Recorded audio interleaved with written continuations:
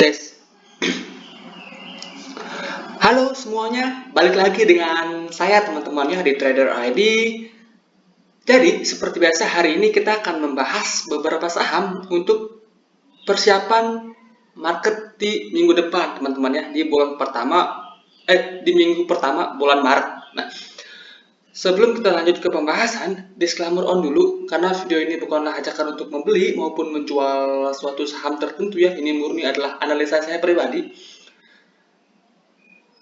Secara teknikal, jadi silakan untuk dianalisa ulang kembali, baik secara fundamental maupun fundamentologinya seperti apa, silakan dianalisa ulang, karena nanti baik keuntungan maupun kerugian itu kembali ke resiko masing-masing ya. Oke, nah kalau teman-teman udah subscribe saya dari lama atau follow saya dari lama, bulan Januari lalu, pertengahan Januari, saya pernah bahas tentang kemungkinan komoditi super cycle di tahun ini, ya di tahun 2022 ini.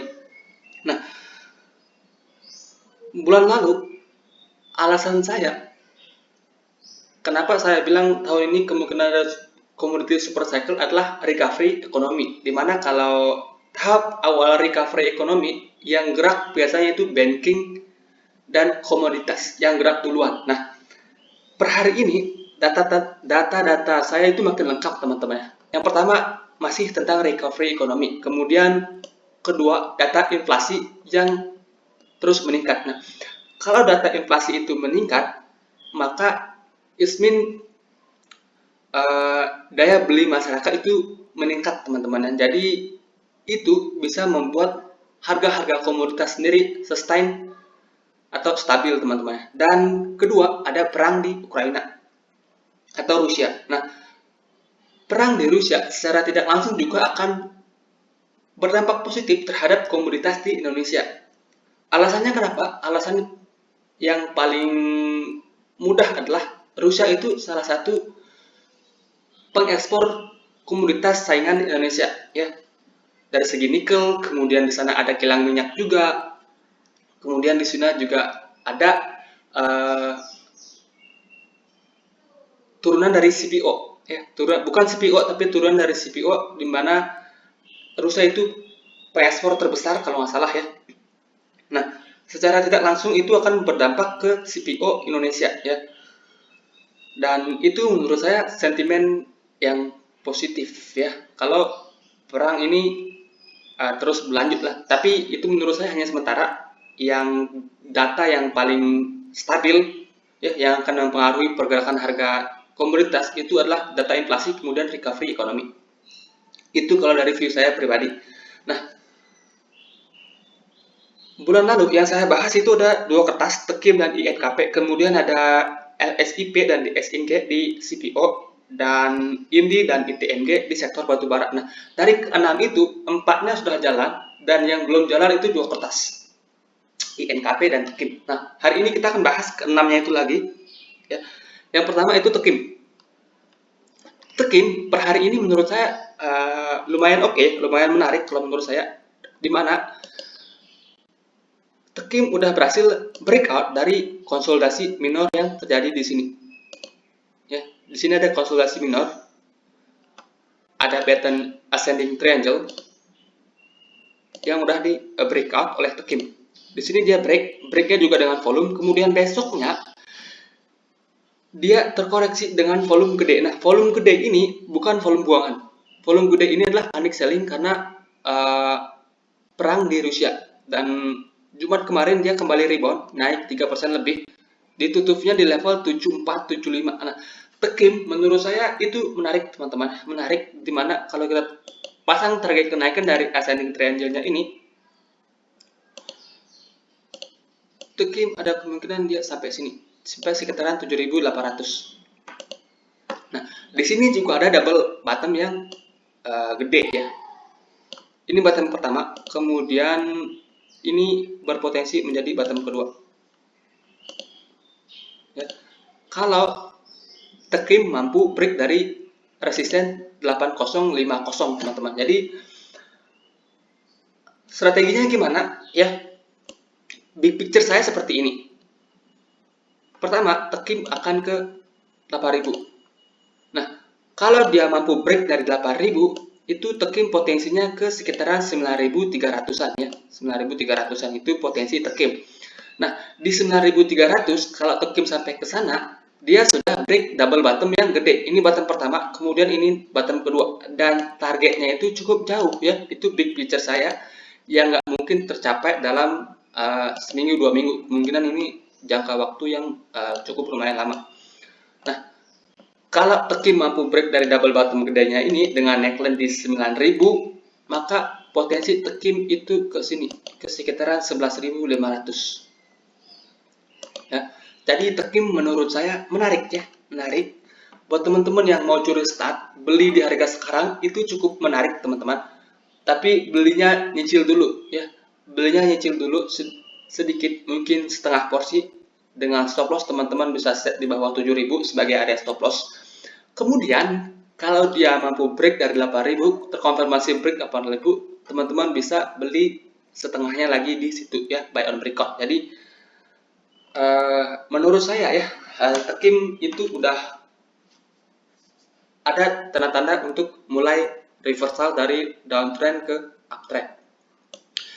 Ditandai dengan dia nggak membuat lower low baru di sini, kemudian juga dengan volume-volume yang udah mulai meningkat di Tekim. Oke, itu untuk saham Tekim. Kemudian berikutnya ada INKP.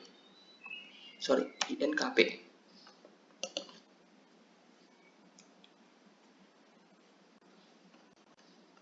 INKP juga sama ya.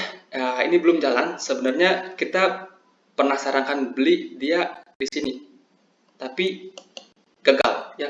Plan kita gagal karena dia langsung jebol support. Nah, untuk saat ini INKP itu mirip dengan Tekim ya, mirip dengan Tekim. Ini kita bisa hapus dulu. Di sini dia juga membentuk pola double bottom ya, yang hampir terjadi ya. Ini bottom pertamanya dan ini bottom kedua dengan neckline di 8.600 ya. Kalau INKP ini mampu break dari 8.600, itu potensinya INKP bisa ke sini, ke sekitaran 9.600. Nah, di sini juga ada pola cup and handle yang besar. Ini cup-nya, kemudian ini handle-nya. Dan kalau ini mampu dilewati, neckline-nya di 9.300 sampai 9.400 itu mampu dilewati, INKP targetnya lumayan jauh ya, targetnya lumayan jauh, 12.000, 11.000 sampai 12.000 harusnya bisa ya untuk INKP kalau dia mampu lewat dari sini, dari 9.400-an. Dari segi volume juga 3 candle terakhir itu udah ada peningkatan volume teman-teman ya. Jadi INKP kalau buat beli di harga sekarang, strategi saya masih sama, dicicil dulu ya, 8.000 dicicil dulu, stop lossnya teman-teman bisa set di sini di bawah 7.800 sampai 7.700 sebagai area stop loss. Jadi dicicil dulu dari harga sekarang. Kemudian kalau dia memang terkonfirmasi breakout dari 8.600, teman-teman bisa averaging up di situ ya. So far dua kertas ini menarik ya, INKP dan Tekim. Kemudian ada DSNG. CPO dan batubara Jumat kemarin rata-rata sudah menyentuh resistennya. Nah, DSNG ini yang geraknya lambat ya. LSIP udah kita bahas Jumat lalu ya.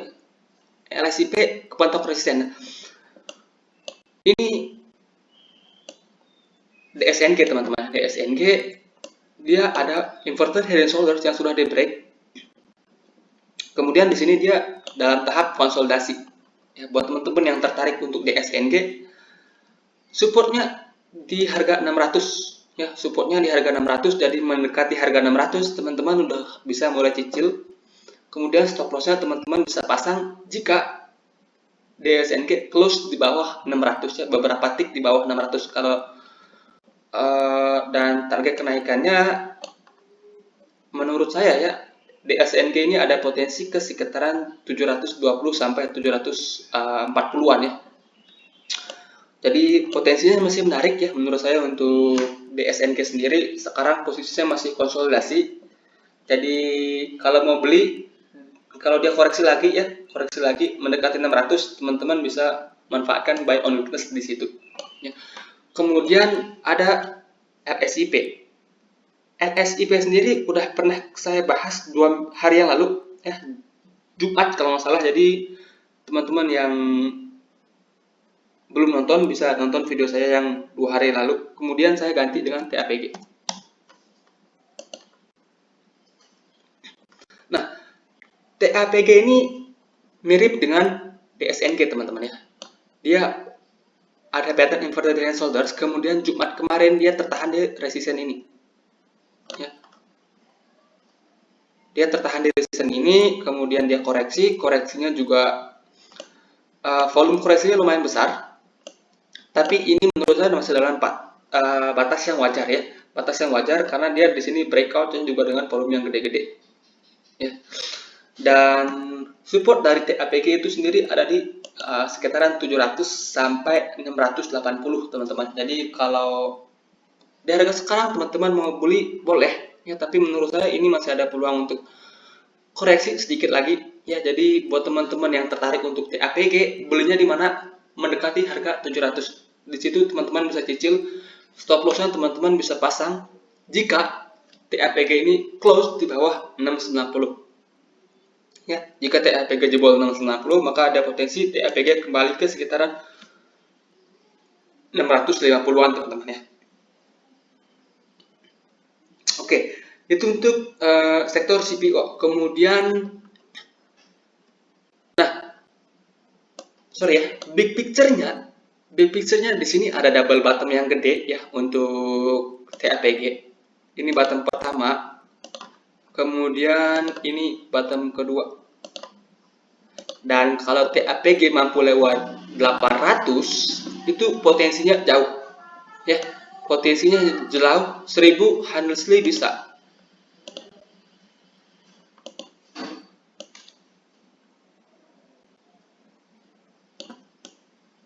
Ya, 1000, tepat di 1000 teman-teman ya. Tepat di 1000. Jadi menarik menurut saya untuk TAPG, belinya di mana? Beli on weakness, buy on weakness ketika dia mendekati harga 700. Di harga sekarang juga udah boleh cicil kalau menurut saya teman-teman. Dan target pattern double bottom gedenya ini sendiri itu di 1000. Jadi menarik ya untuk sektor-sektor CPO, menurut saya menarik. Dan jagoan saya sebenarnya masih sama, LSIP dan DSNG, dan ini sebagai kuda hitamnya TAPG. Kemudian batu bara, ada INDI.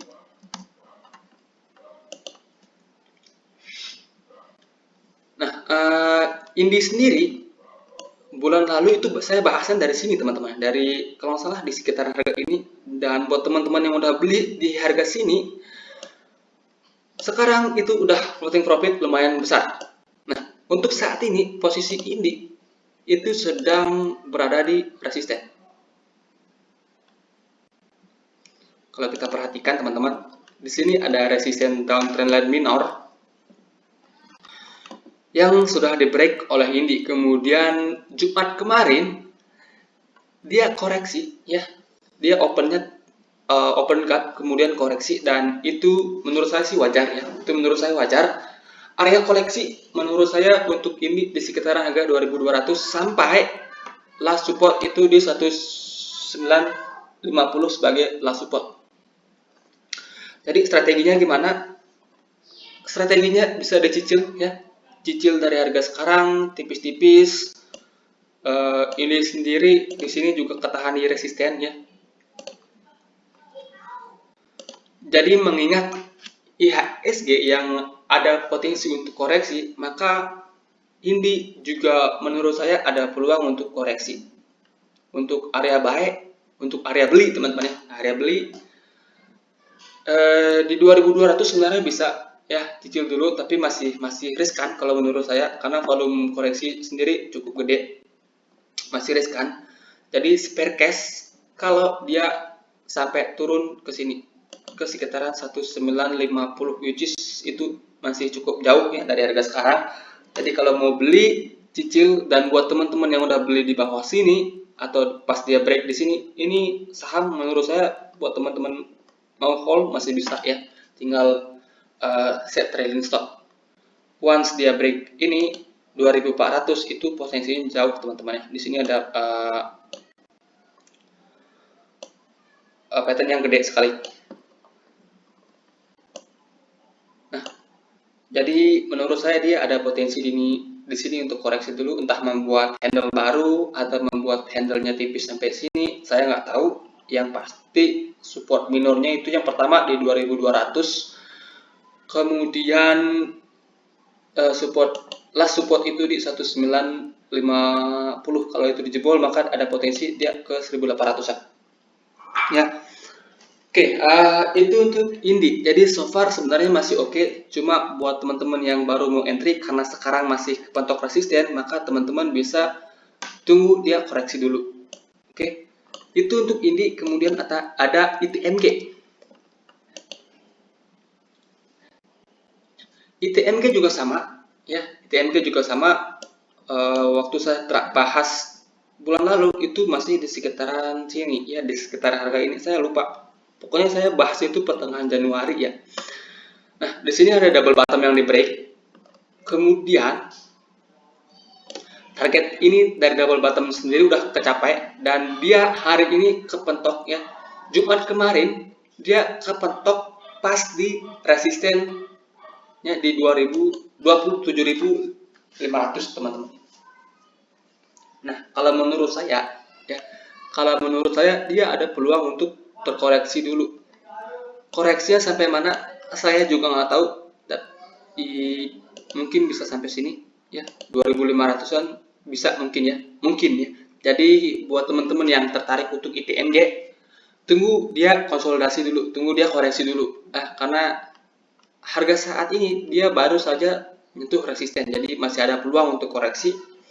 Nah, kalau dia koreksi sampai 25.000, teman-teman bisa cicil di situ. Kemudian last supportnya itu ada di sekitaran 23.000. Jadi di 25.000 teman-teman bisa cicil. Kalau dia turun lagi ke 23.000, teman-teman cicil lagi di situ. Oke, so far ITMG juga menurut saya masih menarik. Ini saham trennya masih bagus ya.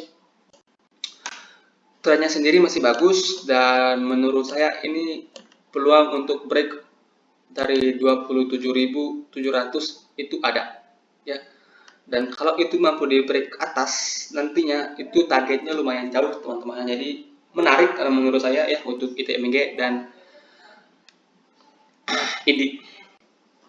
Oke, sekian ya untuk pembahasan kita hari ini. Semoga bermanfaat dan selamat hari Minggu.